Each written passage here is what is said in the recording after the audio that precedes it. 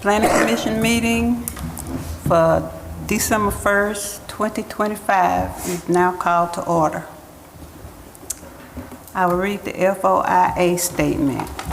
In compliance with Freedom of Information Act, notice of this meeting was submitted by fax to the Spartanburg Herald Journal, posted on the bulletin board in the lobby of Town Hall and on the town's website. Now, we may need to amend for a public meeting if anyone would like to speak. Would anyone like to speak? I mean, I'll speak. Okay. I make a motion, we amend the agenda. I second. Okay, so it's been amended. So we'll do that, just a point of order, we'll do it right after roll call, if you're okay with that. Yes. Fine. After yes. roll call. Right. Roll call, Ms. Lemons? Present. Mr. Kennedy? Here. Ms. Eastler? Present. Ms. Hardy? Present. Ms. Cannell? Here. Ms. Burnt? Here. And Mr. Mitchell? He's absent. So if you would like to speak, would you come up and state your name? And My name is Joe Parfit. Where you I'm live? a resident at 420 Glen Springs Road, diagonally across from the said property. My concern is, first of all, I want to commend you guys on a great job you're doing with Packlet and cleaning up and the things you're doing, and I think you guys are going in the right direction. I think also 150 coming into Packlet is a corridor, a main corridor coming into our area, and I think it's going to negatively impact your efforts as well as sustainable residential housing. I think it's a residential area, and I think it should be kept that way. So I think these things come and go, and if you've looked at them, and I've taken several pictures of a lot of them in our area, they're very unsightly on the exterior of the perimeter. So Excuse me, what was your last name? it's Parfit, 420 Glen Springs Road. Okay, thank you. Thank you. Thank you.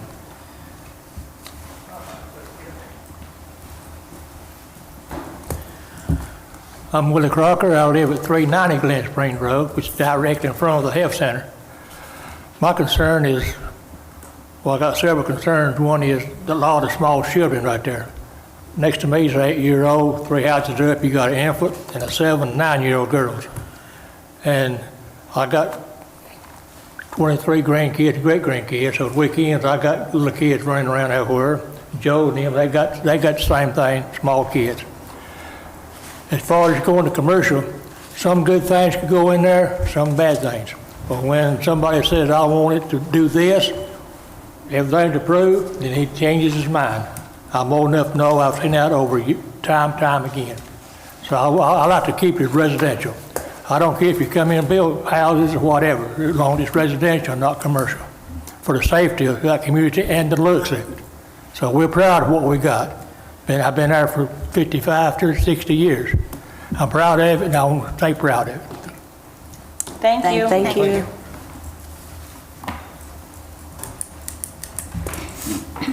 All right. Anyone else? Moving right along. We have the minutes for June the 2nd, 2025. They have been distributed, and I'm sure everyone has a copy. So are there any amendments? Any corrections? If no It corrections. doesn't bother me, but just for record purposes, my name is spelled wrong.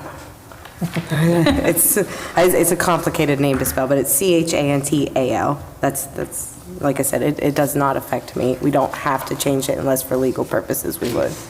Probably need to change it. Because it's legal property. Sorry about that. That's all right.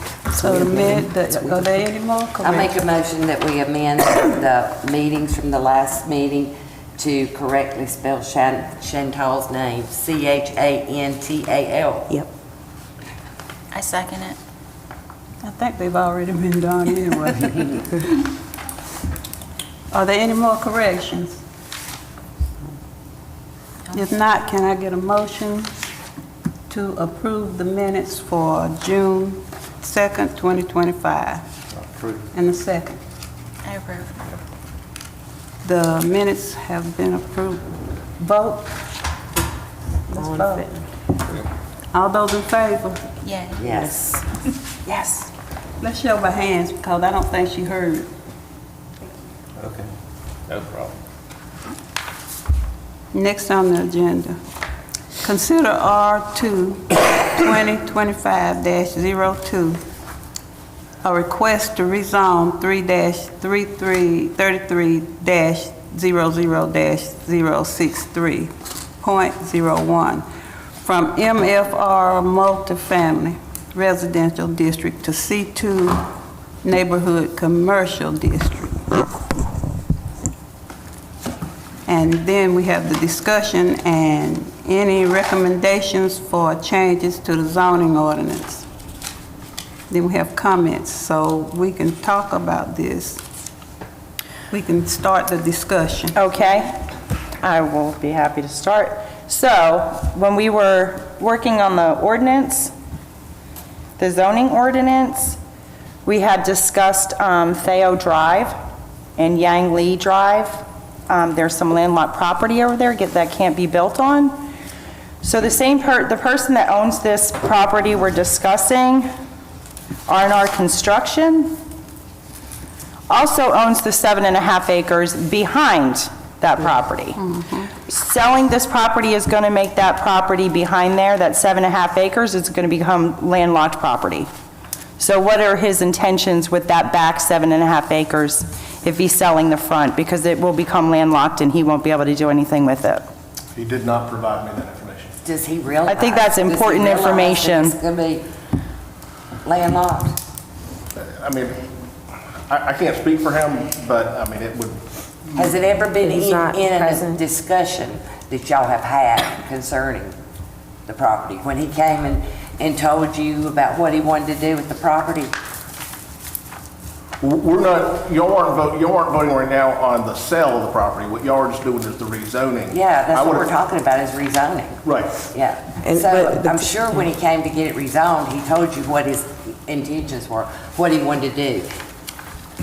Cut the in half and just do the first part and the back part, not put it rezoned, did he?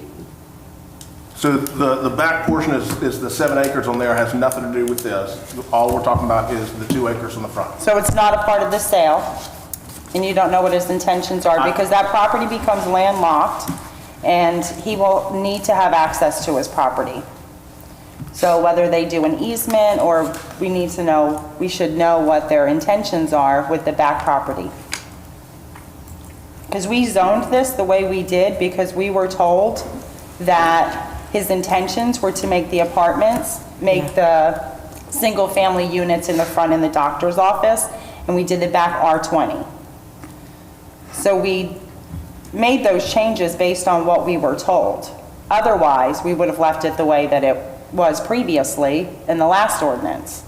But based on the information that we had, we changed it. I agree. Because of what his intentions were.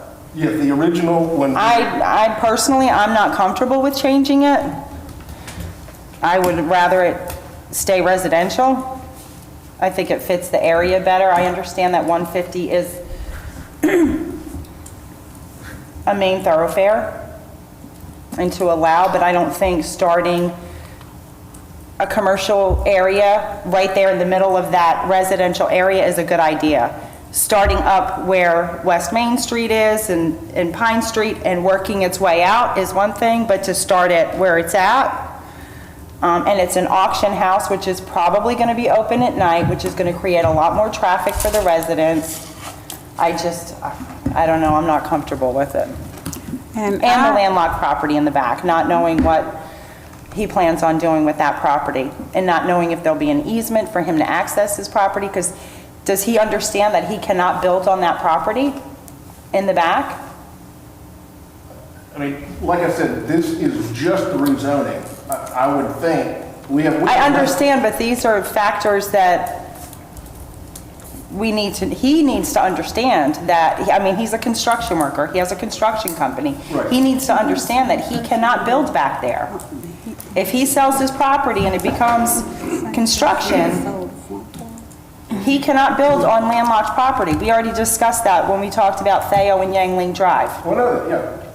So I think it's important for transparency that he understands that 7.5 acres, he will not be able to build on it, Unless he has an easement built in to the sale of the, unless he does, which does he? Does I don't he? know. We don't know what the sale is, you know. We know he's selling it to this person. What he has planned, you know, we can't say what he has. But he's coming to us That's- yeah. and asking us to rezone it.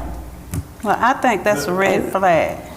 And we do have a plan, it's an auction house is what we're being told. So that, again, he would have to get those permissions. We're not trying to trap somebody that's not even here to speak for themselves at this point.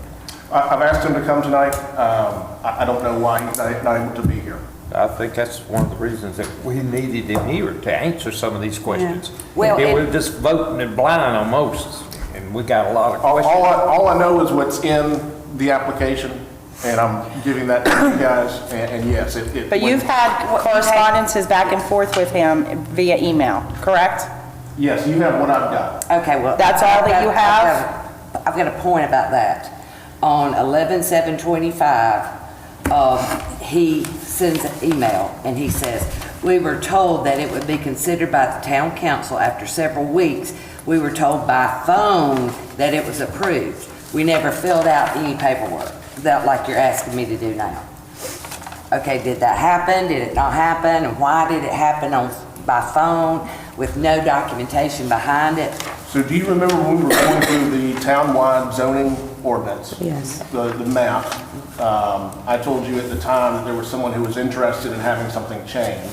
I asked if y'all wanted to include that in the townwide zoning, and y'all said that would be fine. Include what? When he wanted to build the houses, when we changed it so he could. Well, put that was our houses. discussion, because, like I said earlier, based on information that we received from you, Yes. We changed it to residential. his intention was to make that single-family attached housing. Yes, Right. that's correct. And we made our decision based on that. Otherwise, we would have left it the way it was. Correct. That's the information that we got too. So I'm thinking, Did his Wait a minute, request, hold up. oh, sorry. I didn't mean to interrupt like that. I'm thinking that it's a red flag, for one thing, that he's not here. And for another thing, that he's already making plans for the land other than what he told us. You know, before he knows that, before it's even, he's having to come back and ask for rezoning now. And we've already. And the question is, it was already rezoned for his benefit before. Yeah. Good point. So, Yeah, we don't need to set a precedent where every time you change your mind, we're rezoning a property. yeah, so what ended up happening was everything in this whole area was gonna be, I think, R20. And while y'all were, right before y'all had gone and approved, I let you know that this person had come before and said that he was interested in having this change. I asked if y'all wanted to go ahead and change this into, while you were doing the townwide zoning ordinance. And that got approved in the townwide zoning ordinance. And so it got changed to multifamily residential. And when, in the very beginning, he'd come and talked to me, he talked to the mayor, and had the interest of putting in townhomes. Yes. 4 or 5 townhomes on there. Right. And so that was done. Yep. He, for some reason, never did that, and is now have someone who's interested in buying the property, but the only way that they will buy the property is if they can put in an auction house inside the facility, which the only way that can be done is through a zoning change. And so I instructed him that for that to happen, he had to fill out a zoning request, and that's what he's done.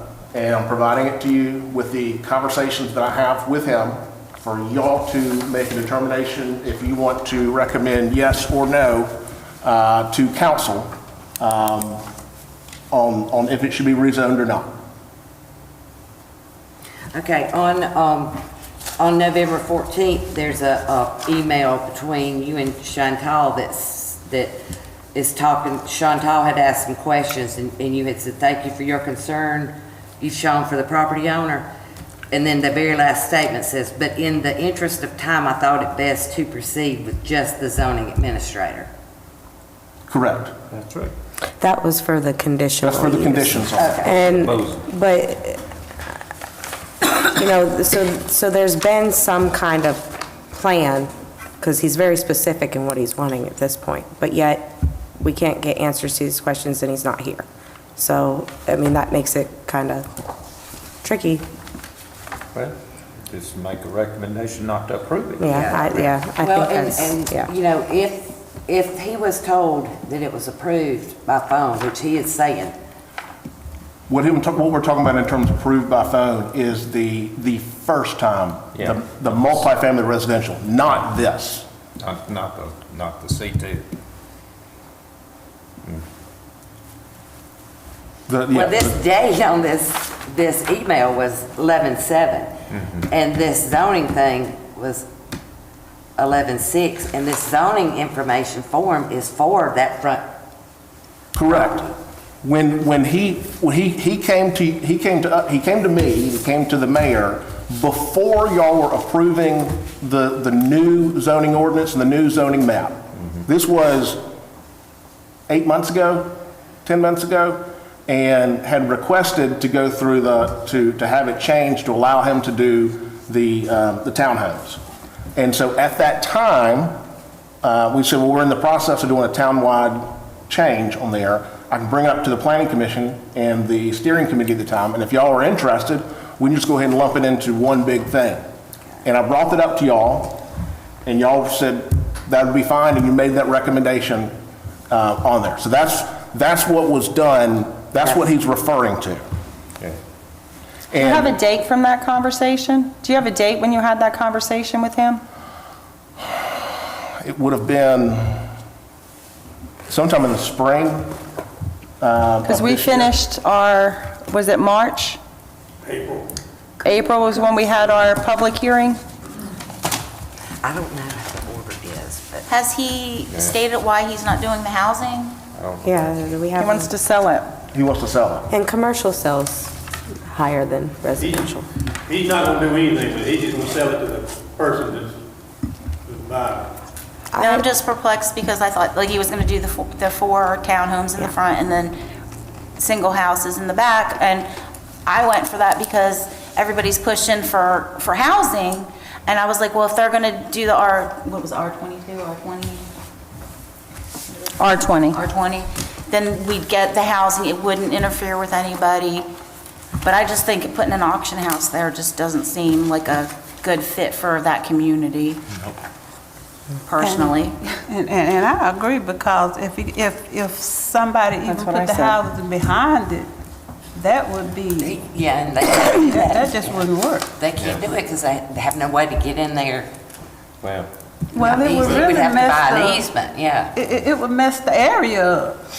I had pulled it up, I just think. and I feel like think it's important. that property's been for sale for quite some time. It was originally owned by, the town of Packlet actually owned it at one point. Sold it for $50,000. He's selling it for almost $400,000. I don't know what he's selling it for. I do. Okay. I can't pull it up right now because my signal's terrible in here. But that's besides the point. None of that matters. But my point is I believe it was for sale during the time that we had the discussion. So if he already had it for In April, you sale, talking about, pardon me? you talking about in April? Yeah. Yes, Okay. I believe it was. I'm trying to pull it up. I have a terrible signal It's been for sale in for a here. long time. Even Yeah, before so that. why was he requesting to have it multifamily residential if his intention was to sell it anyway? So did we just tell him, okay, we'll just do it for multifamily residential in case that's what you decide to do, when he was already had it up for sale? Well, he had it up for sale at that time, and he had a buyer that wanted to come in there and put housing back behind there. Okay, because we were told that he wanted to put the houses in there. Well, he wanted to put Yeah, he is a home builder, is my He's understanding of a it. R&R Construction. And his plan was to do, is to do residential and to put the townhomes on there. That's what he said. Now, all I had was. Because we were requested to make the back 7.5 acres multifamily residential, and we opposed that and said no to that. And we decided that that would be best suited to be an R20, meaning they needed to have 20,000 square feet to build on, which would have given him 14, 15 homes, depending on requirements for retention basins or whatever. But, I mean, it would have given him 14 single-family homes back there and the 4 he wanted to put in the front. I'm confused because it was for sale. He was trying to sell it. So I personally feel like he should have to sell it based on what our ordinance says. Yeah, we're not, I don't. Because I feel like, I just feel very uncomfortable with this because he had it for sale. Yeah, it seems like we're being asked too many times by the same person to give them what they want, and we don't need to be showing favoritism in that kind of sense. So I make a motion that we deny the rezoning. Second. Yep. Yep. I just feel like there's too much information that we don't have here. I wish he could have been here tonight. I asked him many times to be here. I know that he's dealing with a death in the family. And I know that Thanksgiving had been. But we can't base our decision on that. Unfortunately, I mean, I feel bad for him. Yeah. However, we cannot base our decision on that. We have 2 people that are here tonight that already spoke that are in close proximity to this property that it will directly affect, and I feel like we have to do, they took the time out of their night to come here and request that we make a decision based on what is good for their community, their area that they live in. Just for record as well, you've included in your packet, someone came by who lives at 370 Glen Springs Road. Catherine Lang. Catherine Lang. She had dropped that off last week, and so I wanted to make sure that y'all had a copy. So that's a third person that is Correct. opposed to, So did I hear a motion? Yes. I motion no. Would you repeat your motion? Yeah, my motion is to deny the rezoning of the, from the multifamily to the C2 Can I district. get a second I on that second. motion? All those in favor? So you got it. Thank you. Well, we're all opposed, right? We're all Yeah. All opposed to opposed it. to the motion? It was All unanimous. opposed to this? Which again, like any zoning, if anybody, the public still wants to speak, they really need to do that at council too, because we're just a recommendation, so. And for the record, in the past, we have made decisions based on what the people in the community want and what we've been told, and the council has gone against what we have decided on based on people that have come to us. That's discouraging. That is extremely discouraging, knowing that we spent so much of our valuable time working on the zoning and the things that that people came to us for and that was important to us was changed back to the way that some of council wanted it. I'm hoping that doesn't happen this time, because like I said, it was very discouraging that we put so much time. We were here sometimes for 4 hours in meetings. We're not paid for this. And we do our best to do what's best for the people that live here in this community. Yep. And I felt like it was a slap in my face for council to go against what most of this town wants. That's it. But we also know that our job as the planning commission is to make recommendations to the council. Who they are. And so what we say, sometimes it doesn't work. Sometimes they don't listen. Sometimes they, I mean, you know, so we all know how it works. So we should still be okay with it because we're doing our job. And when we give it to them, then we expect them to do theirs, but we can't tell them how to think just because we thought that way. So, You may consider, the council meeting is on the 4th, this Thursday.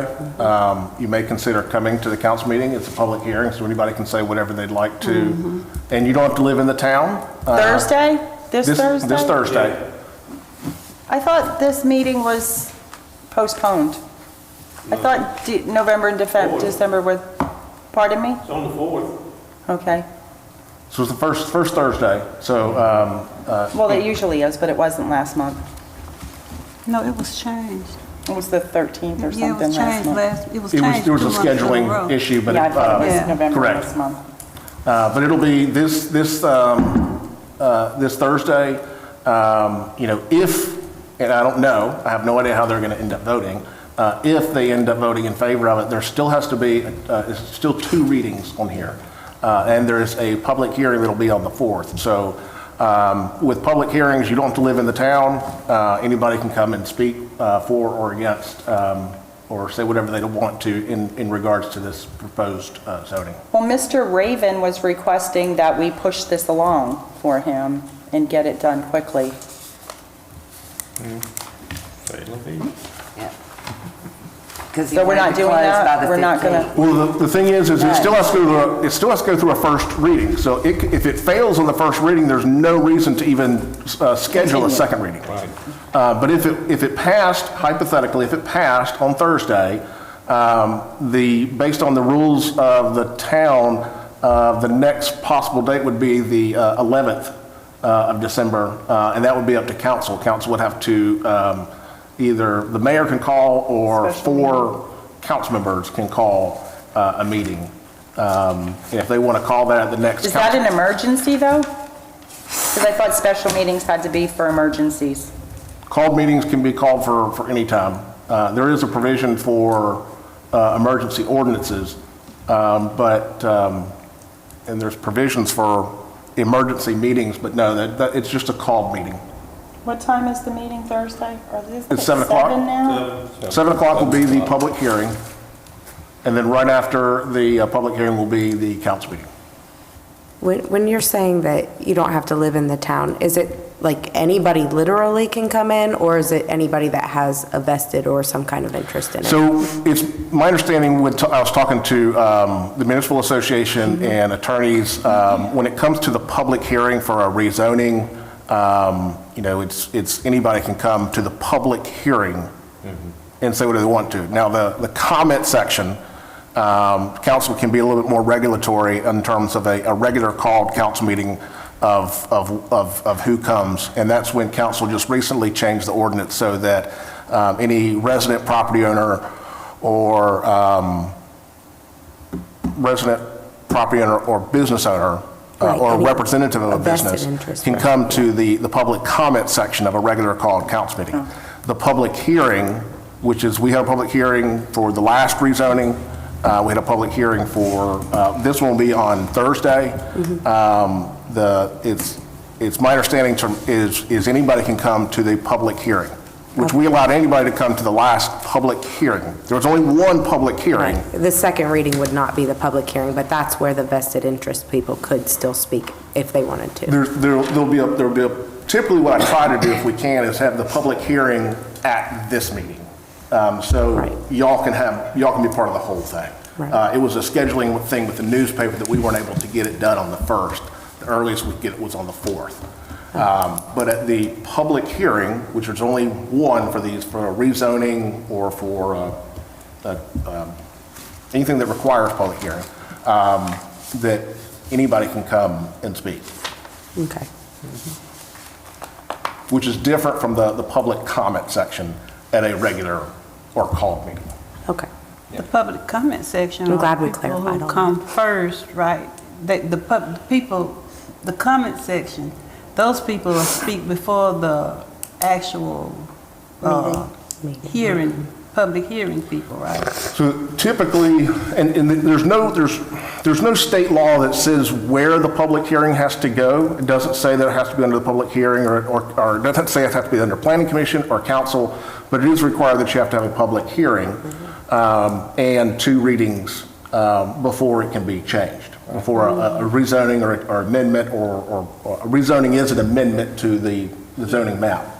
See, Thursday night, there'll be 2 separate meetings. First one will be the public hearing, where anybody can speak. Then we'll call it, after we call, in order for the council, that'll be, they can't, not anybody can speak, but just the ones that live in the area or whatever. Just now. Oh, okay, that's what I was, Yeah, okay. that's what I was looking for. All right, are there any more comments from the committee? You'll move on to the number 6 on there? That was part of what we were doing, the discussion. No. I requested number 6 on there. Oh, you Yes. requested a number? Oh, I'm sorry. Because normally we would be required to do a subcommittee, and this is new, like this is the first year we've had it, but I asked for us to at least have a discussion on it since we did have some stuff come up, and it was like actually activating the new zoning ordinance. So some things that like, especially with this one particularly, the transitional commercial district, C1 and C2. I know we had talked about why we had created so many different zonings, and I have gone through and I looked at the difference between the two, but especially because of this, these are things that can go into like a neighborhood. So why did we split C1 and C2 into 2 different things? Like, the changes between them are not significant. Like, the biggest one was like automobile service station is prohibited in C1 but is allowed in C2. Does it have to do with the fact that some of these could be within a R10 versus an R20? I guess I just don't understand why we have so many commercial districts like this. And you may want to put more things. So one thing that came up, I'm not going to call the person out. They want to say who they were, but they came by and we were talking about the change from the MF multifamily residential to the C2. And one of the concerns is that it could down the road become a restaurant, and that restaurant potentially down the road could serve alcohol. And so that may be something that you may want to consider, is certain things that make a little bit more sense in terms of business-wise that y'all would be okay with in a C1 that you wouldn't be okay in a C. So you may want to be able to offer certain things in C1 that are more complementary to a residential. Right. And leave your C2, you could get rid of it altogether, but there may be some things that make more sense for the C2 to be almost kind of transition between your C1 to other areas. It just gives you more options on there. Well, and like, I like that it offered like a beauty parlor or a florist or something. Those are natural commercial things that you could find in a neighborhood that wouldn't be disturbing. I mean, it could come in the form of a house that somebody turns into a florist shop, and that stuff makes sense. But I just feel like we did ourselves a disjustice by splitting it into those 2. I think we should have had a more very specific, like C1, that transitional. We should have been way more specific and maybe just done away with the C2, because C3 covers a lot of what we would need in the downtown. And the other concern with these commercial districts is that every one of them allows a multifamily district guidelines. And if we are going to be specific about this is going to be into a neighborhood, if somebody buys it as a commercial property, we shouldn't say that in the middle of this neighborhood that's all R20 zoned, that we could possibly put all this multifamily manufacturing in, that if they're going to go ahead and decide to build residential there, it should match the area and not just be dense, where they could come to us and say, oh, we're going to put in a shopping center or whatever. Well, I guess not like a shop, because that would be too big, but we're going to put in a barber shop. But then, really, they're still allowed to go ahead and do multifamily, and there's nothing to stop them from doing that. And you may consider, I mean, that would be something where, like, at least, say for instance, this property owner, it may not work out for the sale, but at some point, they may want to do something with it. And it's, the building is built, I mean, it's a commercial building. It's a commercial-looking building. But there may be something that the residents in the area are okay with that they wouldn't be okay with somewhere else, that there may be an opportunity for that C1 that you can find something that makes more sense for the residents in that area, that they'd be okay with, that is some type of commercial, but it's not some of the other stuff that's involved in C2. Right. So I know that we're probably not going to spend that kind of time on this, but I really think we should really reevaluate some of these commercial zones to make it so that when something does come up in a neighborhood like this, it would not be so different from what the rest of the area is. And I mean, it does make sense to have commercial things right along that strip, but to an extent, a beauty shop, that kind of stuff, playground, what else is on here? Government office or facility, depending on how big, I mean, this is in the middle of a residential area. It's not disturbing the residential area. But some of the other stuff, just, I don't know, what do y'all think about that too? I think that's just too much different commercial. Well, I felt like when we were working on the ordinance, I had mentioned this. Yeah, you did. We went from 9 zones to 18. And I was on this And lower. that is, we're a community of about 2,600 people. Yeah, Way too many. I pushed on that. yeah, I agree. I think it's It just too. seems that Our you're just making up. Our purpose districts when we just to- worked on the ordinance, the zoning ordinance, was to condense it and make it easier for the residents of the community to understand it. And I feel like what was done was it was made more complicated, I Yeah, agree. yeah, because our intention was to condense it. simplify. It's And make almost it like you're, easier. And it's not. If it doesn't quite fit, let's do a new different zone. new zone to make it fit. Right. And we don't need to be doing that. No. And we don't need to be going back and forth, back and forth. And this is the second parcel of land that's been zoned They've and been changed. flipping, yes. Because the Wilson Crossing was the same way. Mm-hmm. So that's a pattern that I don't think is very conducive to the best interest of our community. So can we make maybe a recommendation that we maybe form a committee, or the planning commission can specifically work on that commercial, like reevaluate some of these zonings? Like, I don't know that y'all want to dig into that tonight, like, anybody? No. No, I didn't think so. But that was one thing I just, with this one coming up. And then the only other thing that really just, speaking of the Wilson thing, so we had zoned it for industrial.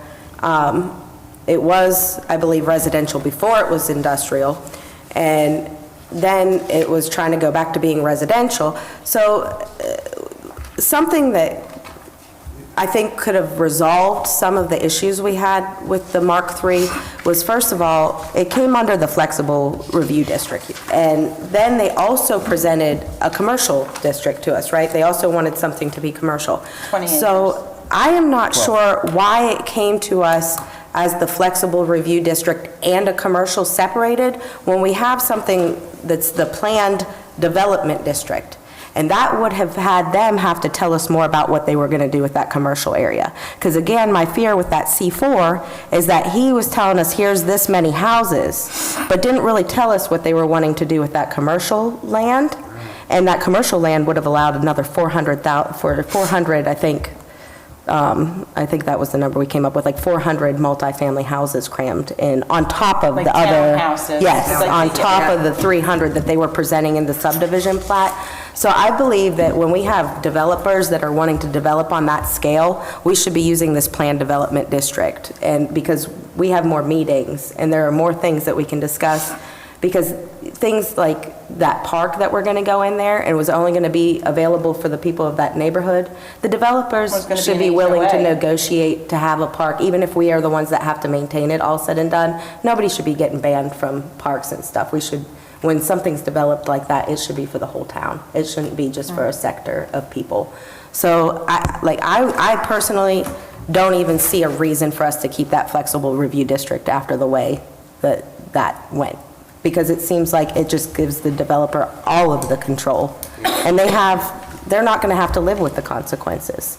I think that stuff should be decided between the planning commission and town council, all people who actually live in the town. So So what do you think should be there? I think we should get rid of the flexible review district, and any time that those So do you things come think up. it should be the commercial, or do you No, it feel should it be should be that residential? planning. It should Because go- it is 176, where Well, it if we're never gonna got- have commercial, should be along that area, but far enough from the houses that are there surrounding that area.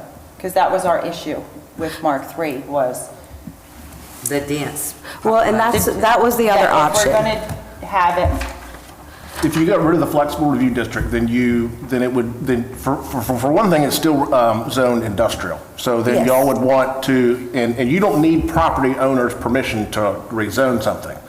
So if y'all wanted to, you could say that property needs to be zoned, I think, remember we talked about like there's a residential agricultural kind of thing where it's like 5-acre lots kind of, Yes. for homesteader kind of stuff. like Gold Mine Road. That you could end up changing it to that. And I'm hesitant to say go ahead and change that because we did all decide on the industrial there. And, I mean, I kind of still hope that we find that. I mean, I think people want jobs and things, and if that's an option, I think that that would be better received, but I don't know. I mean, I'm not sure. But the flexible review district in its entirety, like I said, I just didn't like how it was more or less, we're going to tell you we're going to do this, and we're not even going to negotiate, and we had no negotiating power at all. If nothing, if we don't get rid of this in the zoning ordinance, if we don't take it out completely, I would say that we add a stipulation wherever it abuts a neighborhood, that it has, those houses that abut that neighborhood adjacent to have to match that zone. Past that, if they want to get denser up towards 176, that's fine. But that is one thing I would really actually like to recommend to council, is either get rid of that review district completely, and then if we have something that needs to be a mixed district like that, we always can fall back to the planned development district. Well, I'm wondering if we could make it like 176, have the commercial along 176, but have it so far back, and then have multifamily. Because that property was what, 100 and, This is like 90 acres or is something. it 9? Well, I know it was two separate. The commercial was a 12-acre tract. Well, there's 2 commercial properties out there already surrounding the industrial, right? What's that again? Were there 2 commercial properties that surrounded that industrial property already out there? Didn't we zone 2 properties as commercial out along 176? I think we Where's- did. I do we think have the it was map? that- Let me see if I can pull that up. Yeah, because I think that there was the big chunk of the gray that was all industrial, but on either side, didn't it have commercial? You had one down on the corner of like 150 and 176. Let me see if I can pull it up.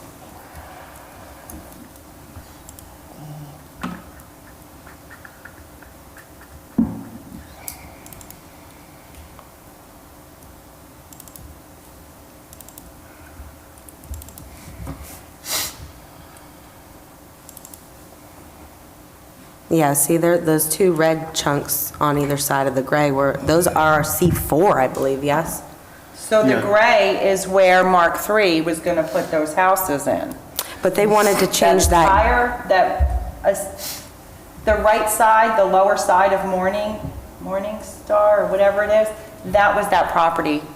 So Correct. we had that. Right, but they wanted to take that gray area and make part of it the flexible review district and part of it commercial, correct? Like that, Correct. all that gray part. So the commercial that's there is already just there, and that was part of it, but they were wanting to add a commercial zone and the residential in that whole gray area, So right? no, what ended up happening is if you look at the, and I wish I could draw on here, and I can't, but basically right there at the corner of Morningside and 176, and I actually might have that. Hold on one second.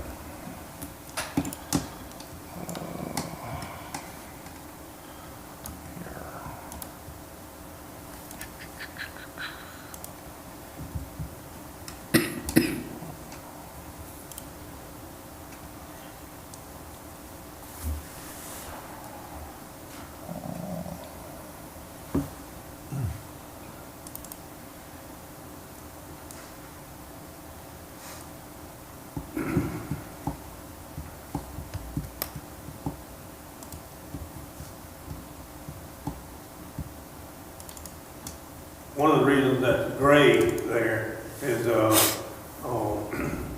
guy that owned it to start with, he wanted it to be industrial, he wanted industrial land. And that's where he bought it, and then he sold, he ended up selling it. He couldn't sell it for industrial, he was dying, and he couldn't sell it fast enough for industrial. But it takes a long time to sell an industrial there. So he sold it to Mark III in the meantime, and see, Well, and So Mark III did purchase it? No, they did not. Okay. no. so is the property still in probate at this point, and there's just no, Yes. we don't know what's going to happen? Are there industrial people that have shown interest in this property would be the biggest thing, because I think that was ideally what we were going to have there. We had somebody that was a possible, but typically don't move very fast. Well, yeah, time. It takes 3 or 4 years from the time they look at a property till they actually do something with it. Okay.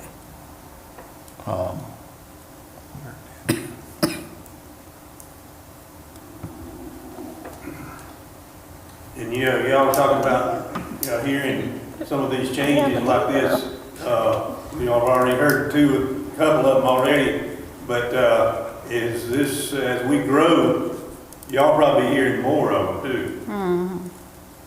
I mean, it's gonna be, if somebody come in and, we got so much land around, it's, we got it zoned a certain way, that's what we want it to be, but, will it be that, Well, yeah, and that definitely, and I think we Well, can did make consider what we that. want it to do. So on your screen is the, was part of that rezoning, requested rezoning. The commercial area. Was the commercial area. That was the 12 acres. And like you said, for it to be off the road, it was already, I think for the right-of-way for DOT, it looks like it was already like at least 60, 80 feet, but then you could also do additional setbacks. Renee, you had mentioned wanting it to be further off, that you can end up putting in setbacks so that it had to be, you put it, make, another 100 feet beyond the right-of-way of the DOT, beyond that, before they can actually start putting something in.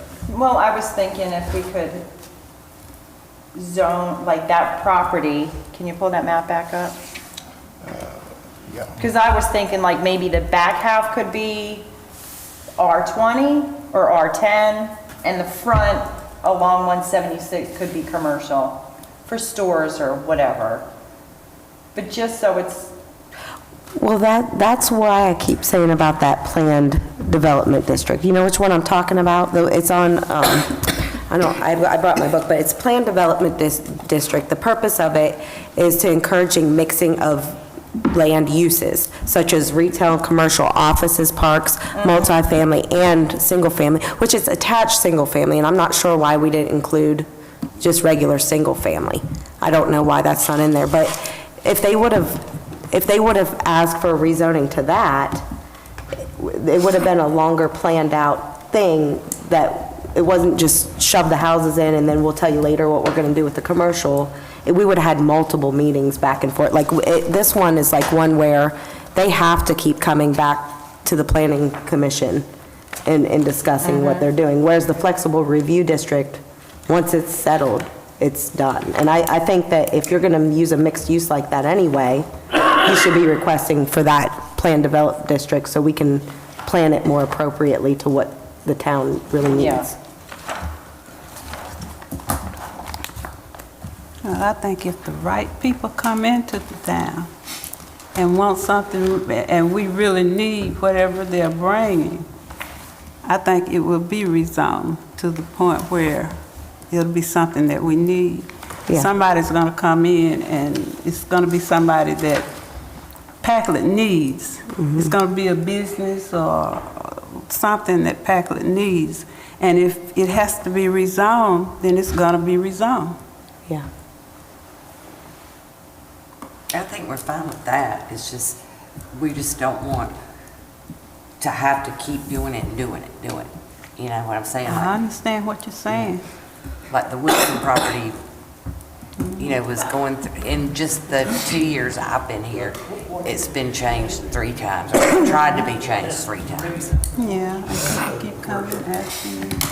I mean, how do y'all feel about that flexible review district? Do any of you see a reason to keep it? That, like, to me, I just think we need to get rid of it personally, but that, that's my opinion. Well, we don't make the final decision. No, we We don't. can give it. But we hey, do we something. can- I mean, you say that, but we're here for a reason. Yes, we're here we're here to, Give a recommendation. right. So this one, So that's our this one is recommendation. geared specifically to Exactly. housing. But I think we need to severe condense it housing more, because I think I think having we- 18 Whereas this zones one, in this if area they tried to is do just 2 too zones, They much. tried to I do don't this understand and why we didn't think about it. They would have. Sir. Well, we did, but everybody was tired of meeting and tired of being here for 3 and 4 hours at a time, and And we were being led by the guy. So that's the main. we were being, This, it needs to be. Pushed. And Frank's that guy that came. can you pull that map down? Right, they can just show it to us, approve it, and then do what they want, whereas Just pull this it one, down a little there'd bit, be a lot please. Sounds more. like a big I want to see picture more of there. the town, okay. Got that one right there, more detail, that's just, Right. That's good. But like I said, I would like to recommend to council to remove that flexible review district. And if we can, I don't know that there's anything, do we know why we didn't add just regular single family? Why does it say attached single family under the planned development district? Because I think it should include all different types of housing in that one. Because that large property out there should be a mixed-use district if it's not going to be industrial. So it's my understanding that the flexible review district was more about having different types of sizes of lots for more of a residential kind of development like that, where the PDD ends up being a bunch of different types of commercial and residential all potentially together. Which was what they were essentially asking us to do, but they didn't want to disclose what the commercial was going to be, whereas in this. I don't think they had planned any develop- idea of what the commercial was going to be. Right, but in the planned development district, when they come with the commercial, they'll have to actually bring a plan for the commercial to us, from my understanding of the planned development district. They'll have to actually present us with more of what they're planning to do with the commercial as well as the housing, because it would all be clumped into one. Yes. And I think Where the that. flexible review district was just the neighborhood. Right. And then the commercial was just the commercial. So there was- Well- you were zoning one property into 2 different zones. So this is what I'm getting at. With that flexible review district, sure, we could have approved all those houses, and if we said yes to the C4, if we would have just approved the C4, they could have just gone ahead and put another 400 townhomes on there without even needing approval. Whereas if we would have done it under the planned development district, Correct. they would have to present us with the plans for that commercial and couldn't just go ahead and put 400 houses on without it coming through meetings with Correct. us. Correct. And so that's why I'm saying, I think that the town of Packlet wants to say so in what gets developed, and that the people, the citizens want to hear and see, and we don't want to be surprised with 400 extra townhomes when we're asking for a rural area. I mean, it makes sense to have the townhomes out there, but we're not asking for surprises in how many more all of a sudden we're going to get because we've approved 2 different districts when we could have done it all under one and had a clear-cut plan as to what was actually going on there. And I think we need to keep in mind that, some of us were on the steering committee, and our purpose for the steering committee was for this to be a recreational town, not an industrial town.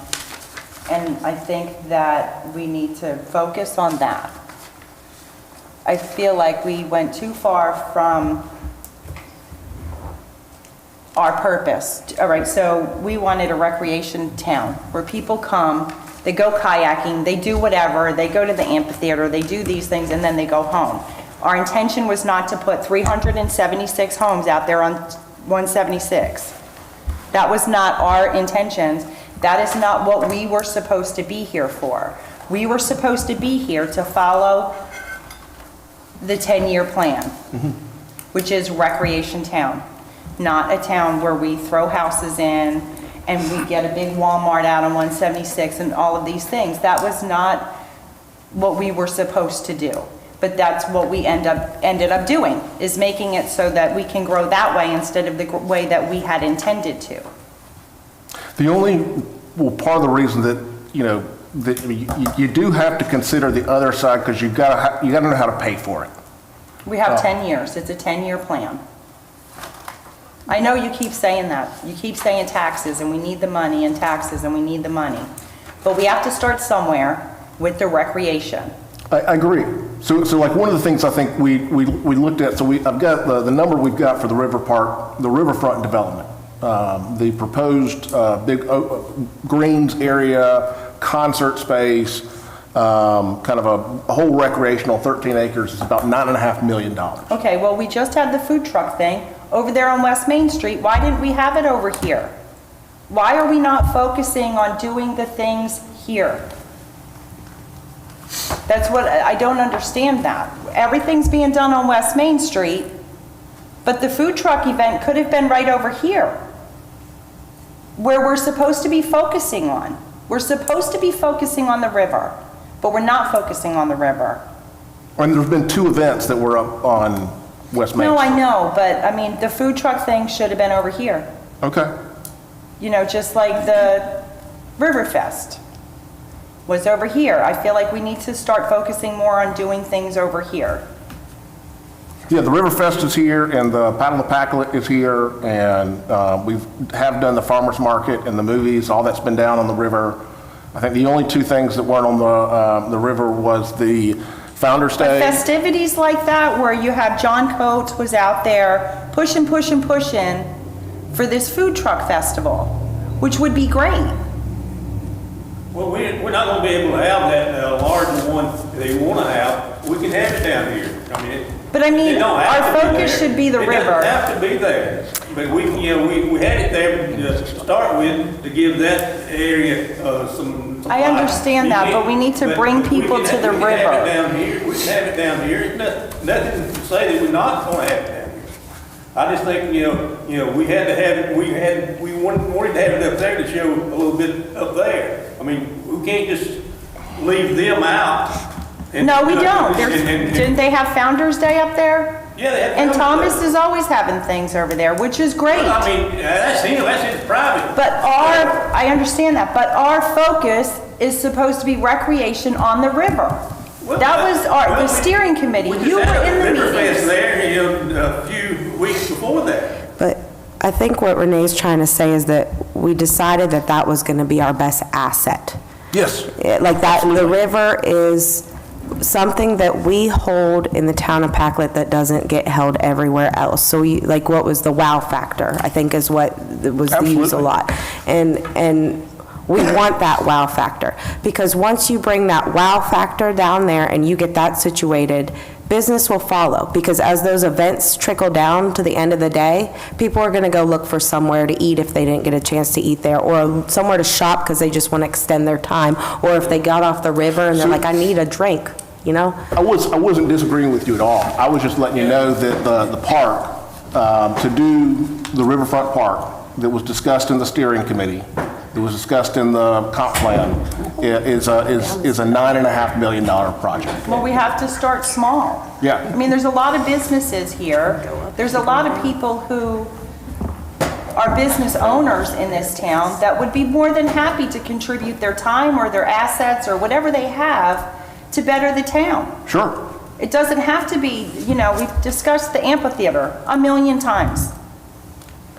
We have a lot of people So what would that you like own to do? businesses in this town that would be willing to help out. So what we have to do first off, we have to do structural analysis on the property. And I don't think we've got any structural analysis engineers in the town of Packlet On what property? for the amphitheater. Okay? But we don't actually own the amphitheater. Packlet Milliken owns the amphitheater. No, the town of No, we Packlet own the owns seats. Okay. Milliken owns the lower part. So then beyond that, there's going to be a substantial amount of concrete work that needs to be done after we figure out what the engineering work needs to be out there. There'll be some railing that'll have to be installed. I would love for it to all the businesses within the town of Packlet to be able to provide that for free of cost, but I don't think that's going I'm to not happen. saying free of cost, but people would be willing to pitch in and do something. Sure, absolutely. Absolutely. But I look at it, so even if the entire town of Packlet pitches in and covers half the cost, there's still like $4 million that the town doesn't have. But we have to, like I said, we have to start small. So- We can't start out big. Yeah. Here's, Is that amphitheater still full of mold? Full of mold? Yeah, it used to have a lot of mold in it. I don't know. Boss. Is No, it mold. Mold. What, in the building? MOLD. Black mold. Yeah. I don't know. I mean, Sounds it's outside all the time. I don't think it has that much mold. In mold. It's got some dark areas on there, but it may just be from dirt or soot over the years. You can just pressure wash. so kind of a question about that, because like things like on the light industrial area that we have out there, like recreations and sports facilities, okay? And I know we talked about a campground and stuff, but is that, maybe I'm ignorant, but there's no way to generate money off of that type of thing? Like if we were to bring in a sports type complex or center out there? So that would- typically a sports complex out there would end up being, most of the ones that are at least in the town, in Spartanburg County are all publicly owned. So they're not gonna bring any tax revenue. So the only thing you're gonna be able to bring in is like rental fees of renting like the ball fields out. And typically, I don't speak for John Woodsby, he's the Parks and Recs guy for the county, but I almost tell you that it either breaks even or loses money because of all of the maintenance and all the work that's got to be done and the capital improvements, and they're always replacing stuff. And the project they're currently putting in is over at Woodruff. They're putting in a massive sports complex out there. And that's where, like, Woodruff is, I think the Woodruff is actually issuing like a $50 or $75 million bond, but they have the tax revenue to cover that. Okay, because see, I mean, I think that those two go hand in hand, like outdoor sports, recreational things, outdoor, like you're drawing that kind of crowd and what's so, but that's Absolutely. not necessarily going to be something that would generate the kind of money to do the other projects. Okay. No, I am 100%. You develop that riverfront, and Packlet will be phenomenal. And it's been a pet peeve of mine that you got a town named after a river, you don't see the river until you cross the bridge. There's so much work that needs to be done down there. Milliken owns it. Has anyone discussed with Milliken what they're willing to do with it? Because they own it. So are they willing to contribute? Are they willing to give grants like Norfolk did for the park over there? The only thing that they would potentially do is give the property to the town, but even that, it's all it's going to give you is the property. It doesn't, I mean, you still have a significant amount of investment that needs to be done on there. And we're looking at some opportunities right now with land water conservation funds, potentially some tax credits out there, some Appalachian Regional Commission, but the town needs to put in something to kind of make it viable. And they typically like to see that the town itself is going to put in at least 20 to 30% of the project. And you know, that's $2.5–3 million that the town's got to put in on a project. And we just don't have that kind of. We don't, but we don't have to go big right off the bat either. No, you don't. And you go much smaller. Yeah. But I mean, you're still going to have to come up with something on there. Is there any conversations with Spartanburg County? Yes. About getting some funds to do things here? As of this time, Spartanburg County is not interested in owning or developing a former mill site. A what? Former mill site. Okay.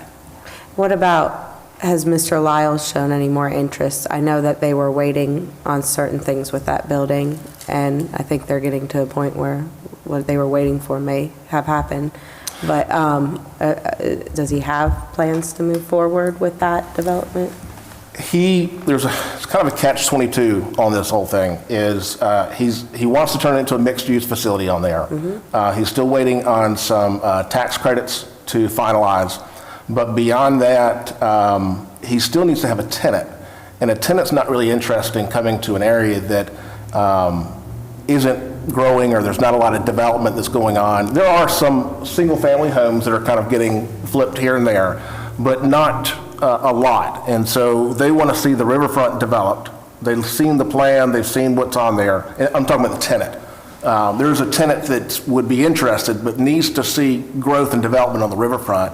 The other thing they're looking at is the possibility of the extension of the Dan Trail down Country Club Road and working with PAL to cross over to Goldmine Road and then work its way down Riverbend property and then down to Packlet Milliken property to get into the town. So that's another area they're considering. So if you could either get the trail here, you could see the riverfront developed, that would help push that Clothroom development happening a little quicker. Well, that could be one of the that could be something that gets the ball moving, is having that done. What's that? The cloth room. Right, but the thing is the Clothroom's waiting on the development, Yeah, the river. So. they're a part of that. Yes. Yeah. They could kickstart it. They could get the wheels moving. Don't we have an ordinance So in addition to that. regarding that property? That he has so much time or something and we'll be paying him back the money that he paid to the town? So if So he he's does, gonna be paid back what he paid us. He paid us $350,000 that he'll be getting back. if he develops it within 5 years. Okay, we're over 2 years in, because it was September of '23 when the sale went through. He'll be getting the money back. Why is he not doing something with it? He still has 5 years. I understand that, but you just said he's waiting on the development of the river. He's part of the development of the river. He's on the circle. Right, He was a part of the steering committee. Correct. He was involved in it. correct. He's on the nonprofit thing. I mean, What's your question? it's not a question. Well, he purchased this property that we'll be paying him back for. He'll be getting all the money he paid us back. He has 5 years, but he's part of the development. Has that wall fallen in on the other side yet? Has the wall, Has the wall completely fallen in on the other side that's been rotting yet? so the exterior wall is mostly gone, and they'll end up having to go in approximately 15 to 20 feet and cut into the building and cut off that whole section that's mold and falling Because apart. that's part of the contract. Right, so We're paying him back. how is it, okay, and I'm not trying to be ugly to somebody, but how is it that there's something falling down? Like, if my house looked like that, Cece and I would be giving me a visit. Why do we have a double standard on that? He's got a plan, and he's working through that plan. And so I'm with anybody, and just so you know, and everybody else knows, the town of Packlet's only actually had 4 people actually pay fines. And those are people who absolutely refuse to do anything. Anybody who will work with the town and say, because at the end of the day, you pay us $500 or $250, doesn't fix the problem. The problem's still there. Right. If someone says, it's going to take me some time to get it fixed, then, we'll work with you on that. So this whole concept that the town of Packlet's like issuing tickets out left and right, there's only been 4 people who've actually paid tickets, because those are people who absolutely refuse not to do anything. Now, he's working through that. I'll talk to him again and see what all can be done. Well, and I know, are there still stipulations on that building for historical things? Like, does it have to be rebuilt to the way it was, or if it's destroyed past a certain point? You remember when we talked about the fire damage to a home, right? So if it's past a certain percentage, you had to get rid of it or whatever. Does that building have stipulations on it? Are there things like, does it have to be rebuilt to a certain standard? Do we have issues like that arising? The only thing that you have is, if you look on there, it's zoned under, It's a commercially zoned on there. So it would still be able to rebuild it back as a commercial in there. But there's a big misnomer as it goes to historical districts. The only thing for historical districts is you can't use federal dollars to tear something down. But a property that's on the historical registry can be bulldozed down the next day. Okay. So that's not something holding them up either? Okay. The only thing that prevents stuff like that is local historic districts. Okay, and we don't have anything? We don't have that. Right, we don't have Now, that. the town is welcome to have one of those things. And at one point, the town was, I think about a year ago, was looking at bringing it back. But there's a lot of stuff that goes with it in terms of telling people what they can and can't do. Oh, right. And council is more than happy to get something like that approved. I think you'll get a lot of pushback from the community once it does get approved. Yes, and I will be one of the pushbacks. So, yeah, I understand that, so I'm not even going to lie there. Don't want you to tell me what to do in in an the area like house. Converse Heights, it makes sense. But the people in this area, I don't think have the money to be able to repair No. those No, they homes the don't. way they need to be repaired. No, they don't. It's not fair to ask that. So, another thing, back to, we had asked about residential agriculture at some point for that industrial, and I'm really under the impression that right now, as much as they say our economy's strong, I don't think it is. I'm of the opinion that there are a lot of people holding back spending money right now because they're not sure what they're going to do. And we're even talking about to the development level, which is probably part of the reason that Lyles might be holding, because they just don't know what it's going to hold. People don't have money to spend right now. And it's not just Packlet, it's starting to affect, we all know we're not the wealthiest community here. We're well aware of that. But I think even Spartanburg, so you're probably dealing more with things in Spartanburg. Is there some niche market in Spartanburg other than industrial seems to be doing well? So I would hate to say, we talked about this industrial out here taking a long time. I would hate to say that we ever do rezone that just to do something in a hurry, if that's going to come in better than something else will. So if y'all remember when I'm not sure if y'all remember, but back during the comp plan, I think, who else, were you on the comp plan? Correct? Yep, Don was. Yeah. I think Kim was on there too. I brought that up as a possibility because I've been talking to One Spartanburg, and they've been wanting to do an industrial development in this area. And that was the reason that I think that we ended up going that route and looking at it being industrial. And at that time, we were looking at partnering with them in Union County on trying to do some type of industrial something up on that property. I think that's still definitely doable, and I can definitely bring One Spartanburg back into the conversation and let them know that the town ended up not approving the flexible review district or and especially if y'all end up removing the flexible review district altogether, then there's nothing for them to end up going to at all. And then going to One Spartanburg and trying to figure out if we can get something happening out there. We'll also need to reach out to the family and see what their intent is on that property as well. And then just start marketing it and trying to find something. Because the other thing too, like I like the idea of the residential agriculture, because that would encourage more people to come in. And, I think agriculture, the light industry does allow the agricultural type farm and stuff. But that's another thing that I think people are really mindful of now, is that we want to know where our food's coming from more. Mm-hmm. And how many other areas have that kind of lot to offer up for something that could be, I'm not necessarily for large industrial farming, but for instance, we went on a field trip to the Happy Cow Creamery. Yeah. And, that's somewhere that there's both local stuff that what you're getting, as well as a tourism aspect to that. Agro-tourism. Has there been any kind of, is that moving this way? I know that it typically stays like Anderson and Peltzer, all the areas down there have a lot more farm background, but this land's, I mean, I can throw stuff out in my yard and it grows. It's pretty fertile. We live next to a river basin, so we have good soil and things.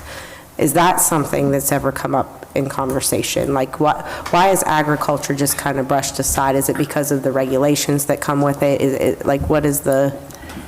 Agriculture has gotten to the point, and I watch a lot of news programs on this, and I own a farm myself. And so I've done a lot of research on this. Most people aren't getting into farming, they're getting out of farming. And Because this it's is not- large-scale farming, and they're losing money on it. I mean, They're losing a significant amount of money on farming. If you look at the top 10 professions out there with the highest suicide rates, farming is one of the top 5 or top 3. It was actually a 60 Minutes episode that I watched on this sort of thing. It's because most people are well, I shouldn't say that on here, but most people, I mean, all that stuff's going overseas because people just want cheap.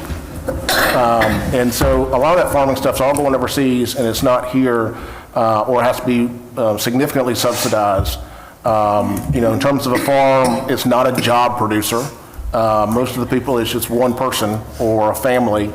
I know from my experience in terms of agritourism, almost all the agritourism that I've seen are people who are either people who are for moving from up north and wanting to do something different or fun, and they know it's not going to make much money because it doesn't, or it's a family farm. So I'm friends with the Garrisons who have Denver Downs, and they've had that for 150 years, I think. And there was a point in time where they were considering selling when T. Ed Garrison passed away. But, and they've been able to work out the agritourism thing on there, and they've done phenomenal. But it doesn't work for everybody, and they're heavily involved in that. And the whole family is heavily involved in making sure that it does well. Clemson Stitch that help, but Does they're right does down the road. Clemson not do stuff like that either? Like Penn State opened up their own creamery, and they could fund and take losses because, of course, they're a huge thing. Does Clemson not do extension stuff out into other communities like that? Yeah. Clemson Have we- University owns a significant amount of agricultural property, especially in Pickens, Oconee, and parts of Anderson County. And they do that as part of their agricultural research. I grew up as a kid remembering there was a cow with a window on the side of it that you could, with a porthole, that you could look inside a cow and see how everything kind of digested and stuff inside. Like a living cow? They A do living that cow to a with living a cow? glass porthole on the side. That's interesting. But anyway, you're just not seeing, there's not that many people who are wanting to start up farms. But Clemson wouldn't be interested in coming to our area? I mean, we could check with them, but I mean, they're looking for huge tracts of land. Right. The problem in Packard has always been, people didn't want to sell their property, just like that property right there. Yeah. And it's not really conducive to farming, to be honest with you. You look at the landscape, and it's not really. I mean, they'd have to spend a fortune getting it cleared to even farm on it. Okay. And people before, they wouldn't sell it. And that was always the council, Spartanburg Council had said that. Nobody down here wanted to sell their property. They wanted to hold on to it. Well, they've held on to it now. It's a lot of them deceased, but now progress went the other way. Because I was on that council at one time back there with our plant manager. But they was always trying to push down here, but they couldn't find anybody to sell it. Right. And so, 'Cause they work then too that hard property to right do there that. is just not really conducive to farming because of the These old people landscape down here work and hard. to clear it, to do any major farming on it. Well, to do any major farming, they're gonna need a lot more. It's than not a the- major property either. I mean, it's No, not for farming. It's 120 acres. It's not that big to be able to do large-scale operations. I mean, they're several hundred acres. It's probably gonna. But that was always the issue that, when I was on that, with my plant manager, and he drug me everywhere, but anyway, was the fact nobody would sell it. And now they want a fortune for the property too now. So, that's another issue. I know properties went up tremendously, about 3 times what it was 10 years ago, like more, but still. I would just What would y'all like to see on that property? Because, I mean, this is, y'all make recommendations. Y'all can say, you know, does this need to be agricultural? Does this need to be commercial? Does this need to be industrial? If you want it to be commercial, industrial, leave it the way it is, and we'll continue to market the property as industrial. Yeah. I just think that we need to approach the Spartanburg County Council and get more help, more monies, more grants, more help to the Packlet area, because it's stated in all the reports that this is the poorest, most uneducated or undeveloped area in Spartanburg County. So now we have someone from Cowpens on the county council. I think we need to be on him to get some money here. Greer, I'd say at least 10, 15 years ago, Greer didn't look like it looks now. Woodruff didn't look like it looks now. Well, the reason that Woodruff... It's time for Spartanburg County to spend some money and grants down here to help us develop this area. The reason that Greer took off was primarily from BMW, almost entirely, that and the airport. I grew up in high school and Greer was not a but BMW blew that whole thing up. And same thing with Woodruff, all of the industrial stuff that's out there. And its proximity to 85, its proximity to Greenville County. Packlet does not have a good proximity to 85. Right. It doesn't have a good proximity to, it's right there at the intersection of Union County, Cherokee County, and the end of Spartanburg. So there's still some possibility, and I think there's some industrial possibility. You're seeing some stuff that's happening in Union County. And if Packlet can kind of piggyback on some of that sort of thing, that would be great. Yeah, I think that's where we need to focus on. The other thing that you could consider, and is saying, you know, you do want to do residential, but you just don't want to do the lot sizes. And so then at that point, you zone that area for the R20 or the R10 or whatever you'll want to do. Because one thing to look at, if you read through your comp plan, you look at the age of the homes in the town of Packlet, and it's very, very old. And most people who are looking to buy homes now are looking to buy newer homes. Not everybody, but most people are looking for newer homes. And yes, there are people who can take an old mill house and renovate it, but to do that, you've got to have a place to live while you're doing that, and not everybody wants to do it and live in the same house at the same time. But that's therein is the other thing, because I think that Packlet expects a high quality home when it comes in, because these homes have been sitting here for over 100 years. Absolutely. And we don't want something that's thrown up that's going to be gone in 10 years. So when this development does happen, it's important that somebody that comes in really cares about what the product that they're giving out, because there's just too much in Spartanburg that's just being thrown together with absolute lowest builder grade material, and half those people aren't even going to have their mortgages paid off before that home starts falling apart on them. And that all comes to your building inspection and making sure that things are built at least to the minimum standards that are up there. Patrick, refresh my memory, what is this purple on the map? The purple on the map is mobile home area, manufactured Mobile homes. home? Okay. I thought we didn't have a mobile home area. I thought we decided to not put an area of mobile homes. Y'all did not. Once it went to council, that was added on there.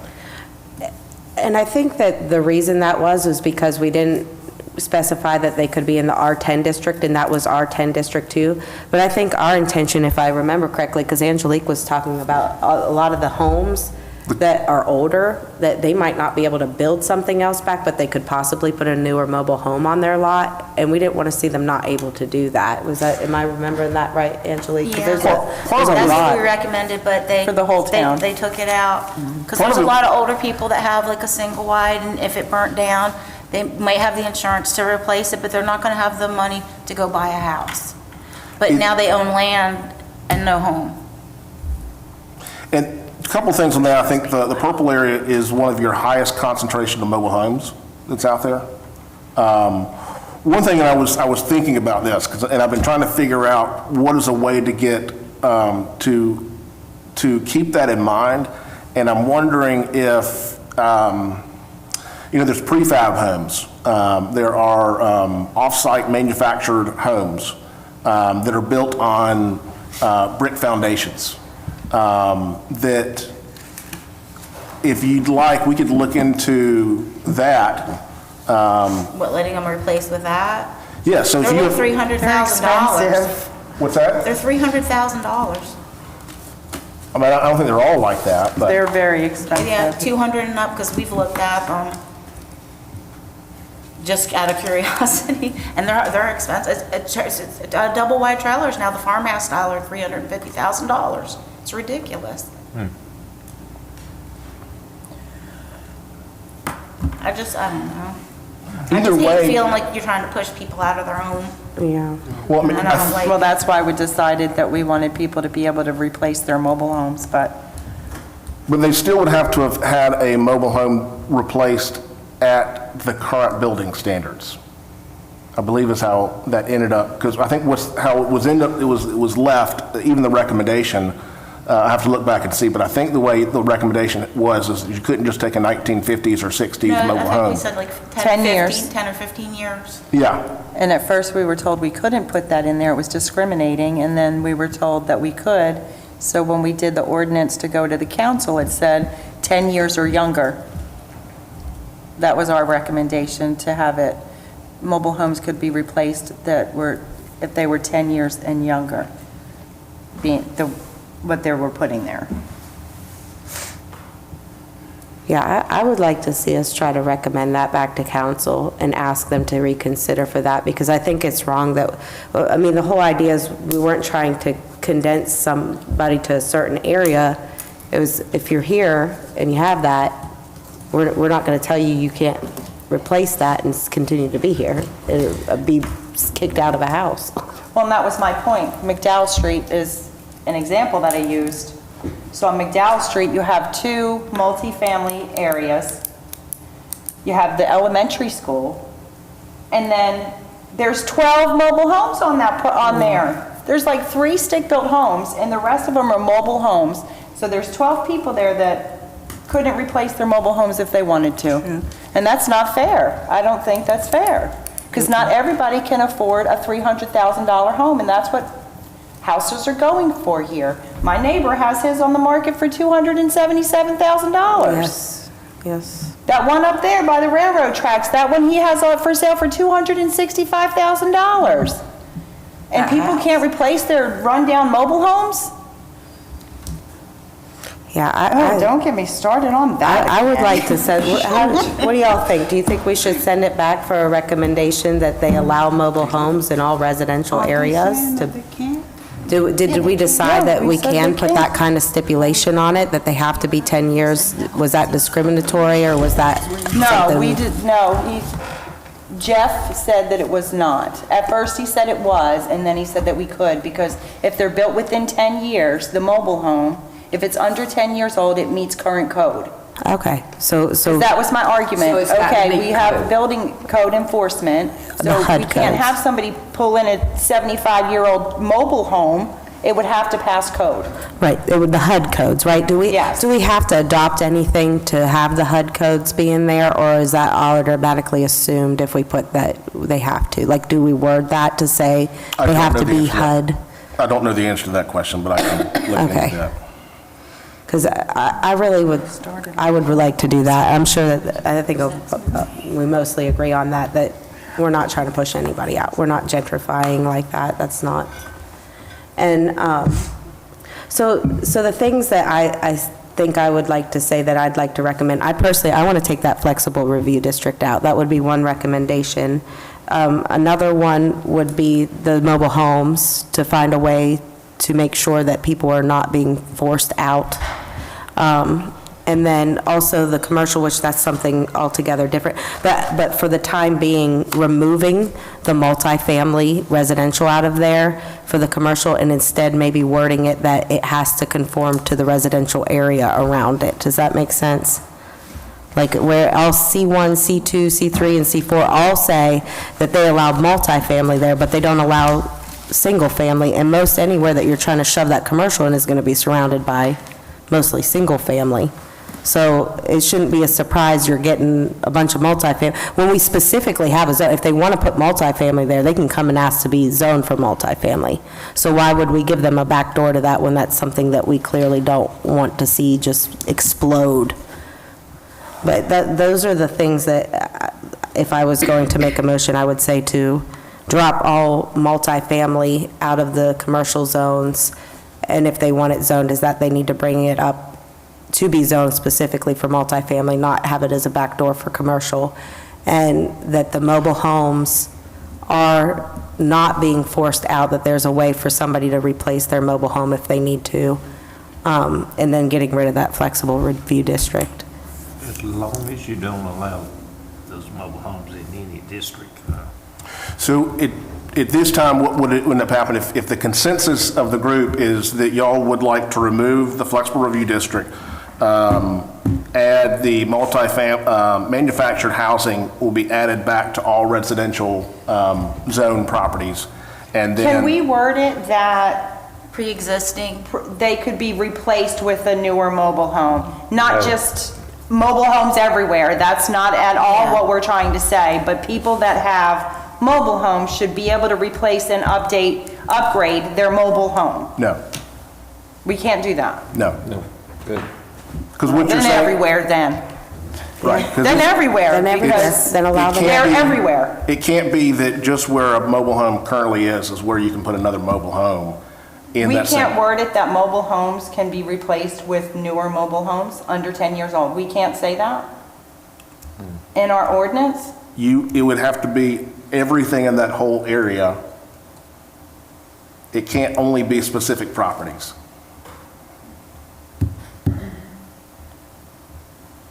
But if the mobile home were to go into any of these districts, regardless, it would have to meet setback requirements for the districts, that, like the R10 or the R20. And if it couldn't meet those setbacks, it technically wouldn't be allowed to be placed in that area. Is that correct?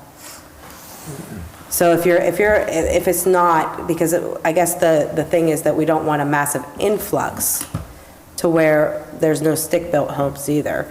So I guess the question is, if it's in an R10 zone, we have the setback requirements for the yards and whatnot. Correct. They will have to match that setback, and if they are not Yes. able to, they would not be allowed to go into that spot. Correct. So it's not like the mobile home could come in and go catty corner or funky wonky or whatever. It would have to match the existing So- area. What some communities do, and I'm not advising for or against, is that, say for instance, this has come up before, is agricultural, or having roosters, or having various types of farm animals. You can set it up so that you can have certain types of agricultural stuff on your property, but it has to meet setbacks. And you can set the setbacks up so it's only for larger properties. So you could end up saying that you could set up your setback so that it couldn't be allowed on certain properties that are too small.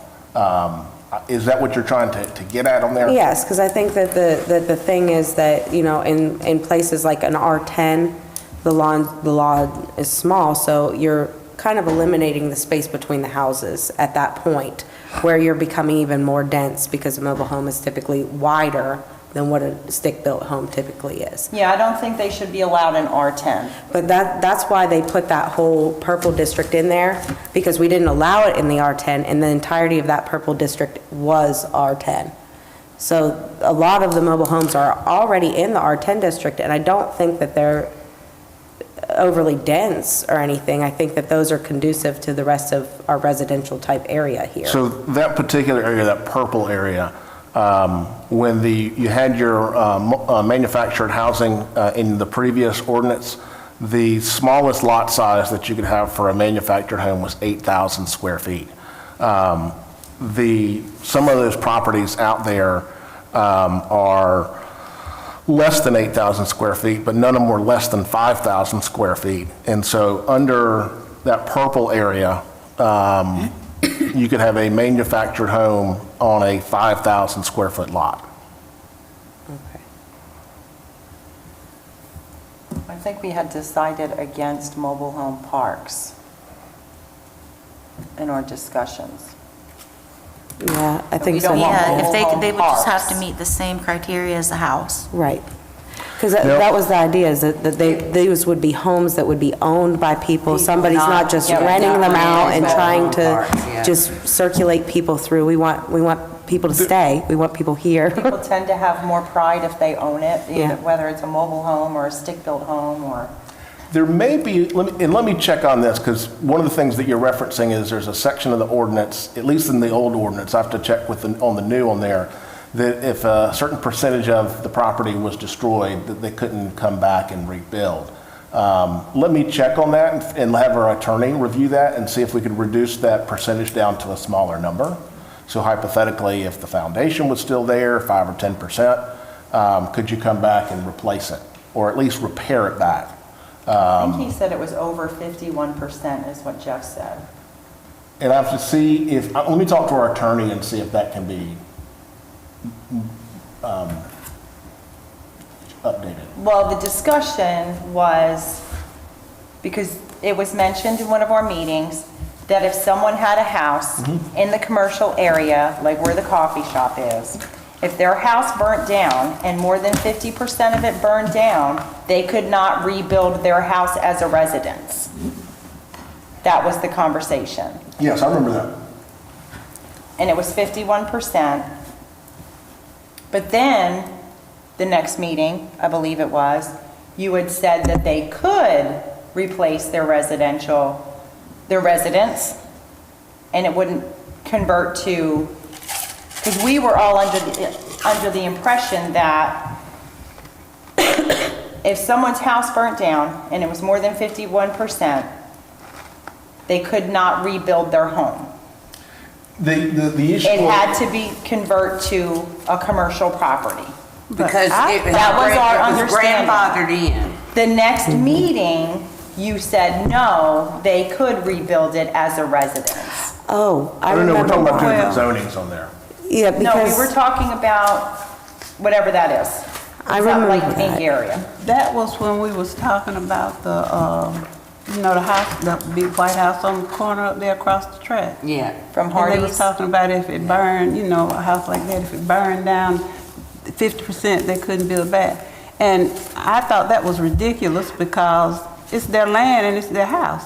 so So why would they have But to it's move vacant. and not be able to, say what? It's vacant, and it's been vacant for many years. That, I think, would be I a think- little are you talking different about- because talking about nobody two lives there. It's different not houses? someone's home. Right there at the track. Talking about two different houses. Yeah, So the Oh, original. the big white one. yeah, the big Well- white one right there beside the track.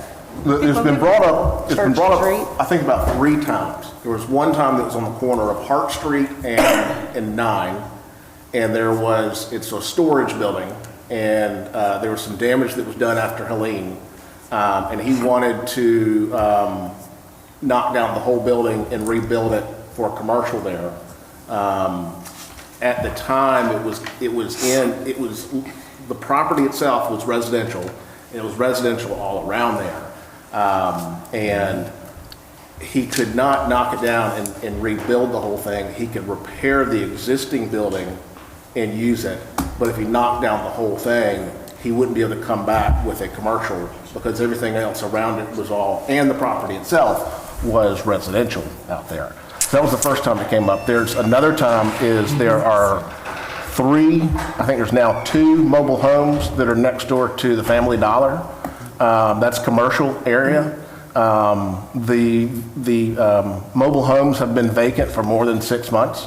And so at this point, it could not be used as a residence moving forward. It would have to be commercial of some sort on that property. property that you're talking about is, Right across from the church on the other side of the track. Well, let's see, CH. yeah, where you got the CH on there as well. Oh, yes, that was our transitional, wasn't it? Because we were asking about those houses. Yes, because that's the transitional commercial that we put that as. Because that was the question there, but I think that's where that multifamily came in. I think that's the part of why Jeff suggested that, was because the multifamily, he said the multifamily allows for the single residential family. So under the multifamily, where that district is, it allows for residential. So because the multifamily was there, and the multifamily would allow the single residential to go back Correct. there. But that was part of what I'm suggesting, is to do away with the multifamily. And since most of that area surrounding it is R20, that the allowance for the homes in that commercial district would be to match the surrounding area, as opposed to allowing just multifamily. But something does have to be specified like that for that reason, so that we don't lose the ability for them to go back. So let me come back. If we remove the flexible review district, make it so that manufactured housing is added to all residential areas, unless I can figure out a way to get around the 51% rule on there, and then remove the multifamily residential from all residential districts. The only problem is From the commercial districts. from the commercial. And specify instead of that any residential would have to be conducive to what is surrounding it, as opposed to just multifamily there, but it would match what the adjacent properties would be. So it'll just be, Well, not necessarily adjacent, but surrounding area. What the majority of the housing is in that area, it would match that. so remove any of the multifamily residential from any commercial property. If they want anything else, they come to you guys. Right, if they want it as multifamily, since we have that zone in there, they can approach us so we actually know how much multifamily is going in Correct. there. It's not a back door to just throw up multifamily, surprise, surprise. The other thing that you could look at is, under the multifamily residential, you can set it up so that you can't build but a certain amount per acreage that's out there. Yeah, because we did set that, which was, Yeah. because we were asking about that before. What was it? I can't remember. What did he tell us we could build? So if Because you look at that 2.5 acres could be like 20 townhomes. It was like 10 per acre or something like Right. that. But we probably need to revisit that, probably in more detail too, like the commercial properties themselves. So what do you definitely want to be on the next thing for y'all to remove the FRD and the manufactured housing added in all residential districts? Those are the two things you definitely want. Are you saying to remove the multifamily residential from all commercial? And- Or do you want to hold off until you have a chance to review changing lot size and lot information for the multifamily residential? I think it should be removed so that somebody can't just go ahead and put it in there. Like, I think that it needs to be, that it's going to be what the area is, or else we come back and specify, which we could specify that in a multifamily, which we did, I guess. We did do that in that zone. But The other thing that we can do, because I know that everybody, I know that I've got people who are wanting to go home at this point. Yes. If there's anybody who wants to talk more about this at a separate meeting, as long as it's 3 or less, can meet with me and we can go through different options and we can look at other communities and see what's out there. Once you have 4, it's quorum and it's a public meeting, which is fine. But I'm going to go ahead and make a motion that we send for recommendation to remove the flexible review district. And with that, I think you're going to have to add in that plan development district, that little paragraph we're going to have to add where it's not just attached single family, but also single, like regular. It's because it specifies multifamily and attached single family. So my motion would be to change, to allow the plan development district to be all types of residential And to Just remove the FRD And altogether. remove the FRD altogether. That's something I think we should just go ahead and say. Remove that- FRD, Yeah, that's my motion, but, and that's it. Just remove FRD. yeah, I think the rest of it needs to be discussed amongst everybody in another meeting. Okay, So- y'all listen for her motion. Okay, I'm listening. Repeat your motion. The motion is to just do away with the flexible review district entirely, and in that planned development district, add all residential to make sure it includes any type of residential in that planned district, so we could utilize that instead of the flexible review district. And that's off of 176. Well, that would be if somebody came, like Mark III did again, if they But I'm came saying with... it's for that area. We're not, we can't zone that area. You can't zone something a planned development district, but when somebody comes with a mixed use, like Mark III did again, they will be asking for this instead, where we will have more meetings to decide what Okay. actually... No, I was just making sure we were talking about the same. Yeah, no, property. because I think Jeff said we cannot pre-zone anything, the planned development district, correct?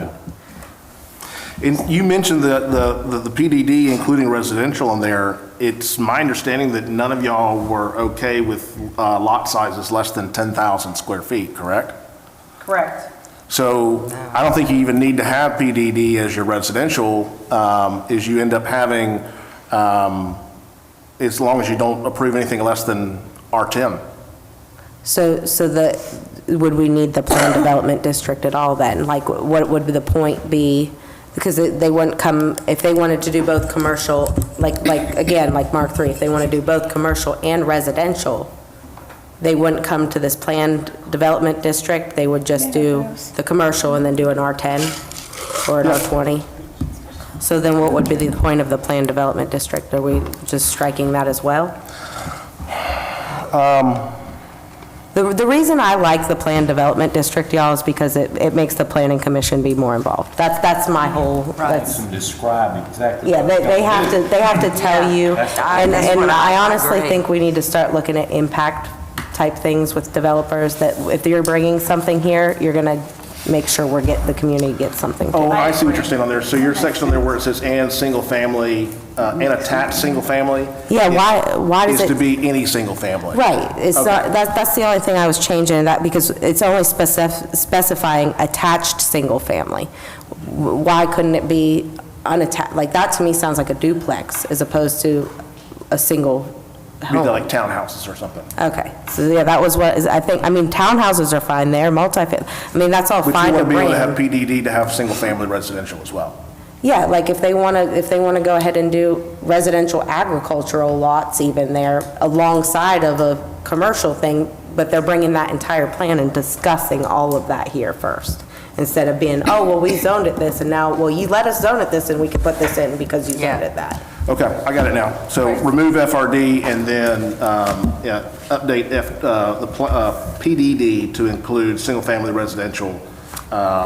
And residential agriculture, if that has to be specified too. I mean, we could play with it however to make it a district that's conducive through that. And so the recommendation, once I have y'all's recommendation, what I'll do is I'll go ahead and draft this up. And as soon as I have it ready, I'll send it to you. And if y'all are good with that, then we will plan a public hearing. Y'all will come back and have the discussion with the public hearing. Y'all make the recommendation to council, then they'll do 2 readings. So Chantel will be District 1 councilperson. Congratulations. Thank you. When will she be sworn in? She will be sworn in January meeting? at the January meeting, which most likely we're going to have January 8th and not January 1st. January 8th? Yes. So can we go ahead and schedule a meeting for the 5th of January, which is that Monday before? Just so that she can be a part, I would prefer her to be a part of this conversation. Am I able to do that? Because I was going to give my resignation on the 4th, but I mean, I don't think that there's You can give it. I can give until it 3 you're sworn days. in. I was going to say 3 days is not, that's not going to get Just into my... because, I mean, it's almost 7:30. You can actually do your resignation the night of. Okay, I could give it that same night and be sworn in at We did that with, Jamie Cooper was on the Construction Board of Appeals and gave his resignation at a council meeting, and they nominated him for the Board of Zoning Appeals. Okay. So we don't have to vote on this, we can discuss this in the next meeting, then make the recommendation. I would like to council. discuss it a little further. Okay.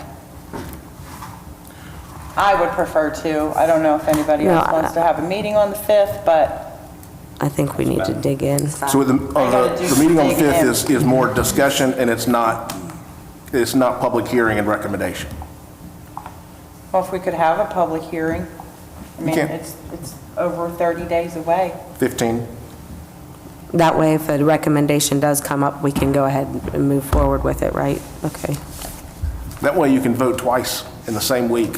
Am I allowed to do that? That seems like I should recuse myself from that vote. Like, are you sure? Are you positive? That's, I I don't mean, know. I'll check with the attorney on that. I was gonna say, I'm gonna double check there, because You can only, an individual can only hold one public office at a time, and although you're elected for the term, you're not going to be sworn in until the actual meeting date. Let me check with the attorney on there and see. Yeah, But I will. I don't see that there'll be an issue. Okay, because it's almost like I'm double vote, I mean, I am double voting at that point. I don't know if that's, yeah, I'd like to know for sure before I go doing that. Oh, y'all, thanks for listening to me blabble. I thought I wasn't going to get another chance to talk about it, and I'm going to miss y'all, but now I get to see you again, so I'm excited. Does anybody want to have a separate meeting between now and then to discuss stuff for C1 or any other stuff?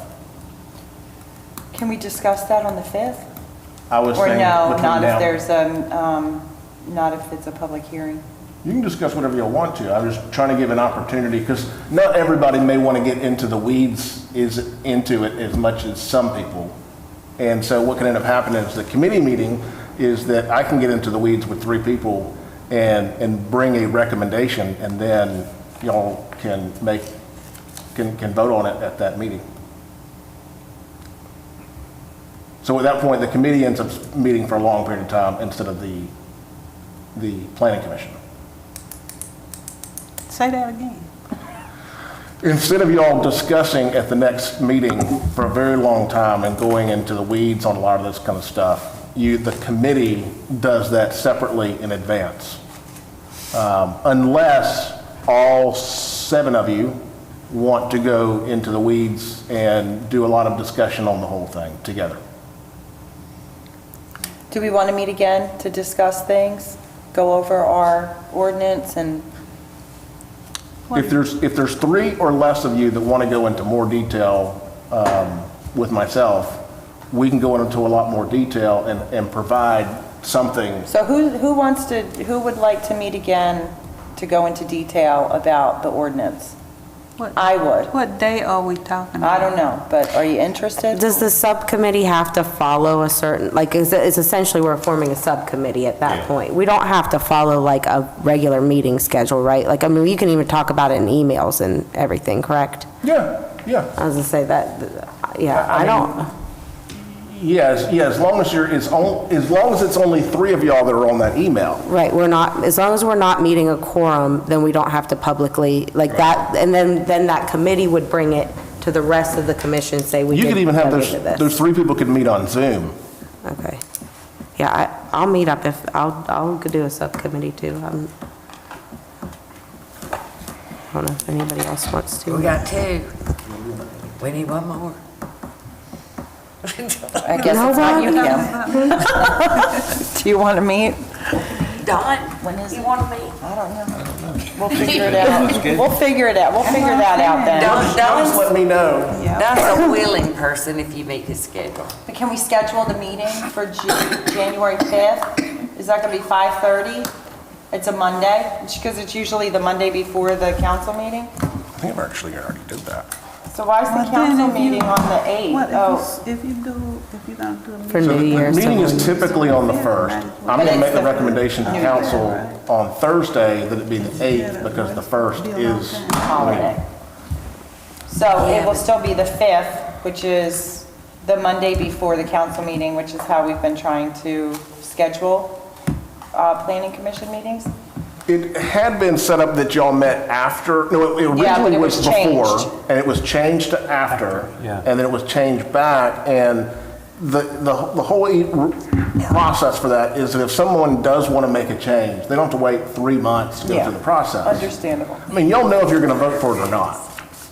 And so, you know, having a lot of extra time is more of a burden on the person who is wanting to have the change done.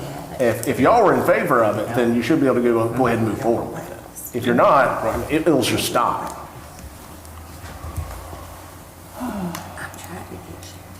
So this subcommittee is so that the meeting on the 5th won't be so long, right? We So hope. this is what I've hope, got you Diane. set up for. That's why we're asking somebody join us here so we can dig through it. Council hasn't approved this yet, but this is what we're looking at for the schedule for next year on your screen. For us?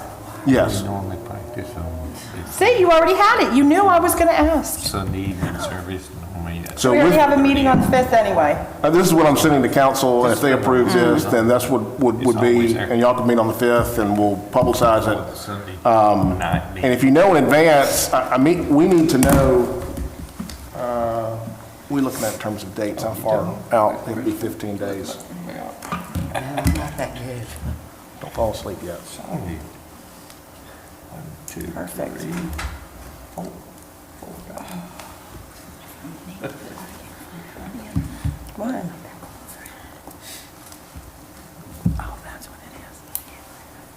I need to know from y'all by the middle of next week, what y'all want to have done so that we can go ahead and publicize in the newspaper the changes on there.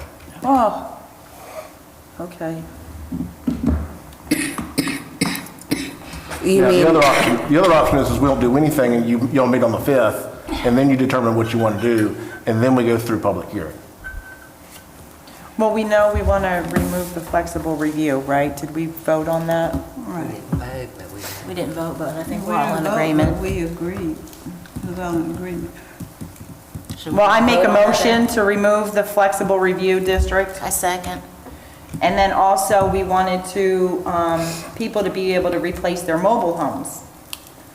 Well, I think, didn't you make that motion twice and then it was, we ended up not. We didn't vote on it, not though. voting? no, my motion was to take away the flexible review district and add into the planning, the Planning PDD, development. that all different residentials could go in there, so that way we could utilize that instead of. I second that. And then we need to vote. If that's what. Isn't that someone you? So Yes. your motion was just, Yes, we're all, that's a. your motion was just to remove the FRD, and then the PDD allow for single-family and agricultural as part of the PDD. Yes, like all the different residential stuff could be in that PDD. And that was it, and then we can discuss at a different date how you want to get a little bit further in. And if y'all are able to meet next week before we have to put out the public hearing notice out there, then we can add that in there. I can go and make all those changes, put it into that's what the happened. public hearing notice, and then at y'all's next council, our next planning commission meeting, which will be on the 5th, you can make your recommendation, you do your public hearing, recommendation to council, and then that following Thursday, council would have the first reading on that. Okay, so as of right now, with the vote that we just did, we would still have to have a public hearing on the 5th. And if we wanted to add any other changes from the commercial or anything, we need to have that in by, you said next week? Otherwise, that would have to wait into another thing down the road, right? Yeah, I want to give ample, one thing is, I want to give ample time that we can craft what the new ordinance is going to say, and so that, one, you know exactly what you're approving, and the town knows what y'all are approving and recommending out there, and that when it goes to public hearing, that if someone comes up here and says, well, okay, what are they wanting to do? And instead of reading out minutes I can say, this is what they're wanting to do. Right, These to are the have- changes. to have it printed out. But with that motion that we did just now, does that force the public hearing already for that, just that change? One more time. The motion that we just made to do the change to the flexible review district and the PDD, does that alone, that motion, cause the public hearing now? No. Okay, so we would have to The make a way I'm motion treating it to is do the basically, recommendation. the way I'm treating it is basically the consensus of this group is instructing staff to go ahead and create the amendment to the ordinance. And then that's what we will okay, that's what I'm trying to Yeah. make clear there, okay. Yeah, because we still want some wiggle room, even And if, so sometime between, at this point, and, when we're able to put something in the newspaper 15 days in advance before the 5th, if we can kind of get together in that little committee and come up with something that y'all are good with, I'll send it out to council, or send it out to you guys to look at. You can't discuss or anything. And then it would be brought to the next, to the meeting on the 5th with a public hearing and a vote. okay. So are you saying that motion wasn't needed, that we didn't have to do it? Because we never completed, we've done it 3 times, it's never been completed because. We hadn't voted though. From my perspective, I just need to know that the consensus, and basically I'm looking at all of you and saying if y'all are all good with that, y'all are basically, y'all are directing me to create that ordinance to remove the FRD and then make the amendment to the PDD to allow for single family and agricultural. And so I'll make those amendments and bring to you at the next planning commission meeting, which will be on January 5th. And I'd like to be able to get with a few of you who have been very instrumental in the discussion tonight to make sure what I have is what you intend, so that you aren't making more changes at the next meeting. Right. So it's essentially a draft. We're working up a draft right now, and it won't have to be voted to go to recommendation till it's a final thing. The 5th would be Okay. recommending, and then you'll do then it would go to Council. the council on the 8th, and then council can call a meeting with, I think it's like 6 days from that date. You can call another meeting, or you can wait till the next month. The next council meeting, okay. Because we have to realize this is the holiday month. December is the Christmas month. Let me know when. Okay. You wanna do it, and be in on I'll do that? it, but I'll. We can do it later this month and do a gift exchange. Yeah, you look at your schedule. We're not gonna, We can do a secret Santa or an elephant Let me present. know. You got it. folks. Yeah, you do. Have a little I remember? I don't know if I do, Dawn. It's easy. Okay, All right. We got any? any more comments? Yeah, do we have anything else on the agenda? I think that was it, right? Make a motion. Okay. Make it, Don. Make a motion, we adjourn. Second. Third. We're all in favor.